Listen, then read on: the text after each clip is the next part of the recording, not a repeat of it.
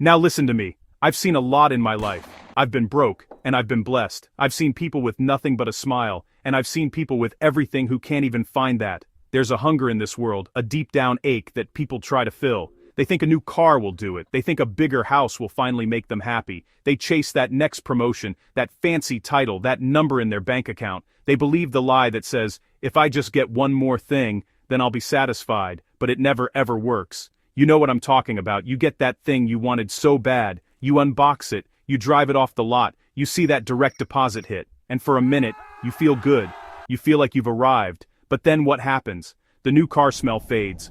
The big house starts to feel empty. The money just makes you worry about losing it. That good feeling disappears, and the hunger comes right back.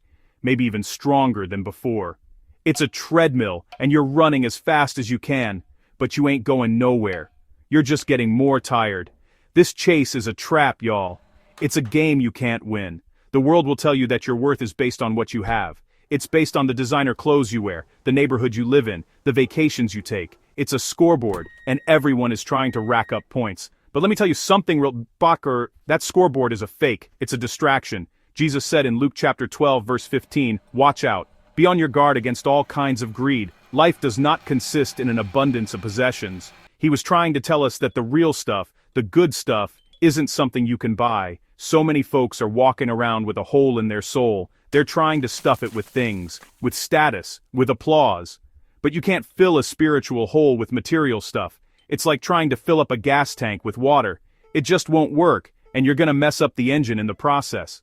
The world's measure of success is designed to keep you hungry, to keep you consuming, to keep you chasing. But God has a different plan for you, a better plan, a plan that leads to real, lasting peace and a purpose that fills you up from the inside out.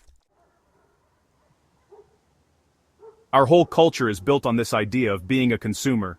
Think about it. From the moment you wake up, you're bombarded with ads. Buy this, get that, you need this, you deserve that. Your phone shows you what everybody else has, making you feel like you're falling behind.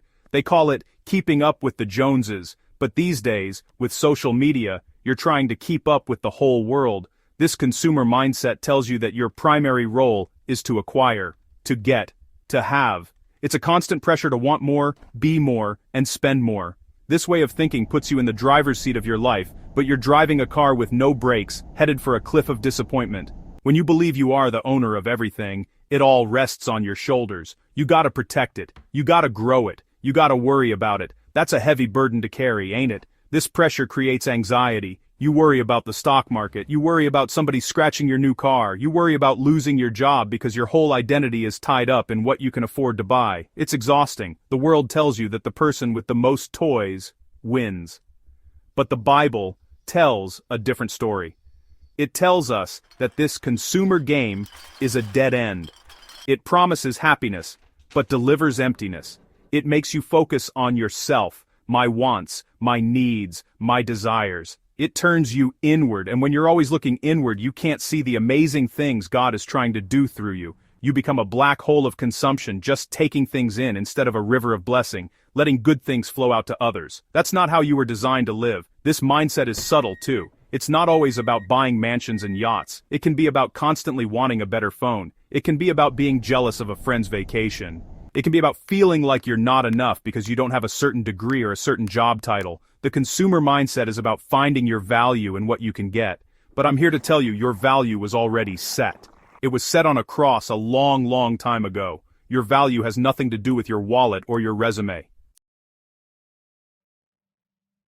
Now, let's flip this whole thing on its head. The Bible introduces a completely different way of thinking. It's called stewardship, and it's a game changer. Here's the main idea, and I need you to get this deep in your spirit. Nothing you have is actually yours. That's right. Your money, your house, your car, your talents, your time, even your next breath. It's all a gift from God. He is the owner of everything. You're the manager. You're the steward. He has entrusted you with all these things to take care of them for him. Think about it like this. If a billionaire gave you a company to run, would you treat it like it was your personal piggy bank? No. You'd be careful. You'd work hard to make sure the company was successful because you'd have to answer to the owner. You'd want him to say, well done. That's what God is asking of us. He's the billionaire owner of the universe, and He's given you a portfolio to manage. It includes your finances, your relationships, your skills, and your opportunities. Your job isn't to own it. Your job is to manage it well for Him. This idea changes everything. The Bible says in 1 Corinthians chapter 4 verse 2, "Now it is required that those who have been given a trust must prove faithful." See, God isn't checking your bank account to see how much you accumulated. He's checking your heart to see how faithful you were with what He gave you. Were you generous? Were you responsible? Did you use your gifts to help others? Did you use your time to make a difference? The goal is not accumulation. The goal is faithfulness. That's a whole different scoreboard, isn't it? When you see yourself as a manager and not an owner, the pressure just lifts off. Suddenly, it's not all on you. You don't have to worry and stress about protecting your stuff. You just have to focus on being a good and faithful manager of God's stuff. This shifts your focus from what can I get to what can I do with what I've been given. It moves you from being a consumer to being a contributor. It moves you from selfishness to service. And that, my friends, is where you start to find real purpose. Jesus was the best storyteller, and He told a story that nails this whole idea down perfectly. It's in the book of Matthew chapter 25. It's the parable of the talents. A master was going on a trip, and he gave his servants some of his money to manage while he was gone. He gave one servant 5 talents, another 2, and another 1. A talent was a lot of money back then. When the master came back, he wanted to know what they did with his money. He wanted to see if they were good managers of what he entrusted to them. The first 2 guys, the one with 5 talents and the one with 2, they went to work. They invested the money, they were smart with it, and they doubled it. When the master came back, he was thrilled. He told them both, "Well done, good and faithful servant. You have been faithful with a few things. I will put you in charge of many things. Come and share your master's happiness." They were faithful with what they were given, and they were rewarded with more responsibility and, most importantly, with joy. They got to share in their master's happiness. But then you have the third guy, the one who was given 1 talent. What did he do? He got scared. He was operating from a place of fear, not faith. He thought, "This is a tough master. I better not lose this money." So, he went and dug a hole in the ground and hid his master's money. He didn't lose it, but he didn't do anything with it either. He played it safe. He consumed his opportunity with fear. He was so focused on not losing that he forgot his job was to manage it, to grow it, to make it productive. When the master came back, he was not happy with that third servant. He called him wicked and lazy. Why? Because he did nothing. He was unfaithful. He was a poor manager. The master took the 1 talent away from him and gave it to the guy who had 10. The point of the story is not about how much you start with. It's about what you do with what you've been given. God wants us to be like the first 2 servants, active, faithful, and productive stewards of the resources He gives us, whether they are big or small. When you stop chasing stuff and start focusing on stewardship, something amazing happens. A deep, unshakable peace starts to settle over your life. All that anxiety that comes from trying to get more and protect what you have, it starts to fade away. Why? Because you finally understand that God is in control. You're just the manager. The outcome is ultimately up to Him. Your only job is to be faithful today with what's in your hands. That takes a mountain of pressure off your shoulders. You can finally breathe. Living as a steward gives you a powerful sense of purpose. Instead of waking up wondering what you can buy, you wake up wondering, "God, how can I use what you've given me to honor you today?" Every day becomes an opportunity to serve, to give, to create, to love. Your job isn't just a paycheck anymore. It's a platform to use your skills for His glory. Your home isn't just a building, it's a place to show hospitality.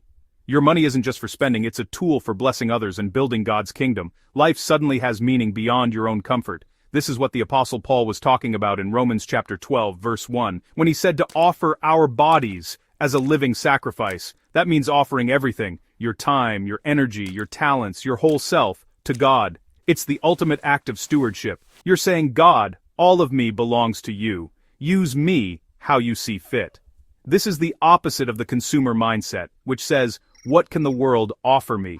Stewardship asks, "What can I offer the world on God's behalf?" That shift changes your entire perspective on life.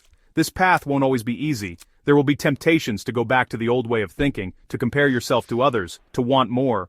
but the peace and fulfillment you find in stewardship are real and they last. It's not the fleeting high of a new purchase. It's the steady, quiet confidence that you are living for something bigger than yourself. It's the joy that comes from partnering with God in His work. That's a feeling no amount of money can buy. It's true wealth. It's the peace that passes all understanding.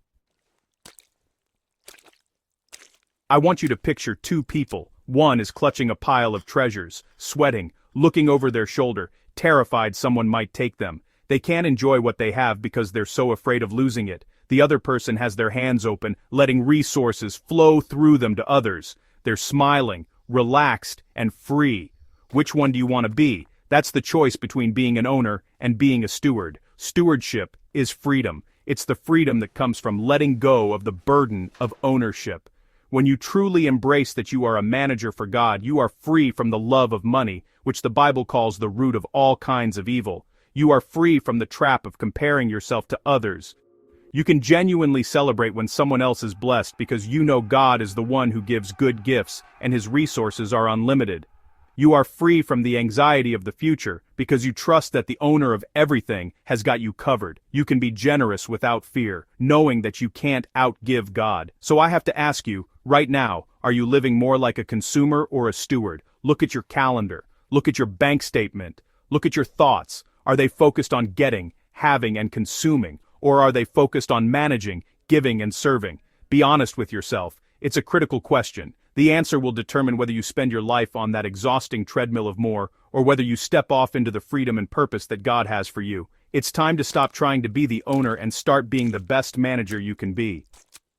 Let's pray together. Lord, thank you for every single thing you have given us. Forgive us for the times we've acted like owners instead of managers. Forgive us for chasing after the empty promises of this world. Help us to see everything we have, our time, our money, our talents, our very lives, as a trust from you. Teach us to be faithful, generous, and wise stewards. Fill us with your peace and purpose as we seek to honor you in all we do. Free us from the grip of consumerism and help us to live with open hands and grateful hearts. In Jesus' name, amen. Now go out there and be a good manager.